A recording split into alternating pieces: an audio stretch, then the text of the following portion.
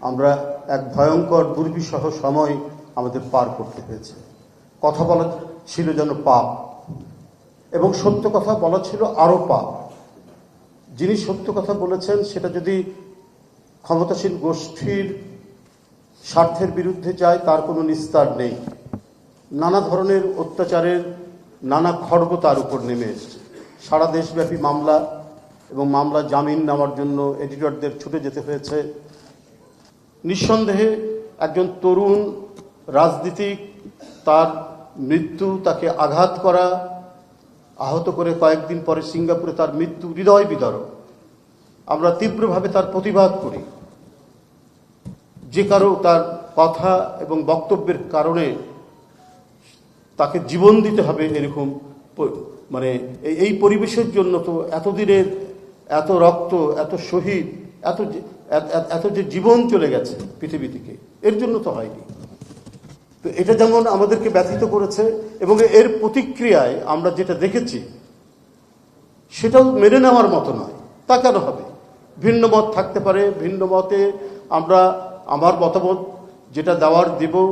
একটি পত্রিকা সেটাও বিভিন্ন মত দিতে পারে, সেখানে নানা বিদগ্ধজন সেখানে লিখবেন, তাদেরও সেখানে ভিন্নতা থাকতে পারে।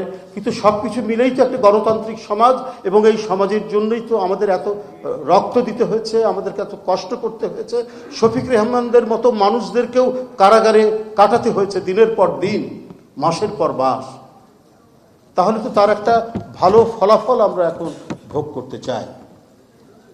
কারো বক্তব্য এবং মতামতের জন্য কোনো প্রতিষ্ঠান, সেটা গণমাধ্যম হোক, সেটা সাংস্কৃতিক প্রতিষ্ঠান হোক, তার উপর আক্রমণ হওয়াটা, বিশেষ করে এই সময়ে ফ্যাসিবাদ উত্তর এই সময়ে, এটা কখনোই কাম্য হতে পারে না। আমরা গণতন্ত্রের বিভিন্ন রকম ফের দেখছি। প্রকৃত গণতন্ত্র বা চিরায়ত গণতন্ত্রের আমরা যে বৈশিষ্ট্যগুলো জানি, সেখান থেকেও কেন যেন বিশ্বব্যাপীও এক ধরনের বিচ্যুতি আমরা দেখতে পাই। হার্টের যত্নে বিশ্বসেরা ক্যানোলা তেল এখন বাংলাদেশে। ইন্ডিয়াতে গদি মিডিয়ার কথা বলা হয়, মানে মিডিয়াকেও নানাভাবে রাষ্ট্র নিয়ন্ত্রণ করে এক ধরনের অস্ত্র হিসেবে ব্যবহার করে।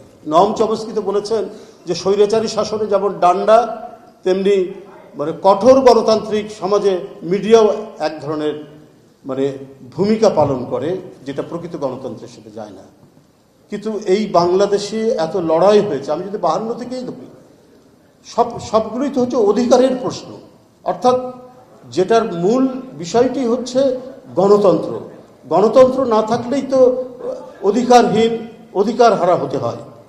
তো এই যে অধিকার হারা হতে হয়, সেটারই চূড়ান্ত পরিণতি আমরা দেখেছি এই সমস্ত অধিকারের আন্দোলনের সোপান বেয়ে আমরা 71, তারপরে 90 পার হতে হতে আমরা 5ই আগস্ট পেলাম। এরপরে কেন কথা বলার স্বাধীনতার উপর, মত প্রকাশের স্বাধীনতার উপর এই ধরনের আক্রমণ হবে? সত্যিকার গণতান্ত্রিক সমাজ, প্রকৃত গণতান্ত্রিক সমাজ, প্রত্যেকেরই কথা বলার অধিকার থাকবে, প্রত্যেকে তার মত প্রকাশ করার অধিকার থাকবে, এবং রাজনৈতিক দলগুলো তার মতামত নিয়ে জনগণের কাছে যাবে। জনগণ যাকে বাছাই করবে সে রাষ্ট্র ক্ষমতা গ্রহণ করবেন এবং রাষ্ট্র পরিচালনা করবেন একটা নির্দিষ্ট মেয়াদের জন্য।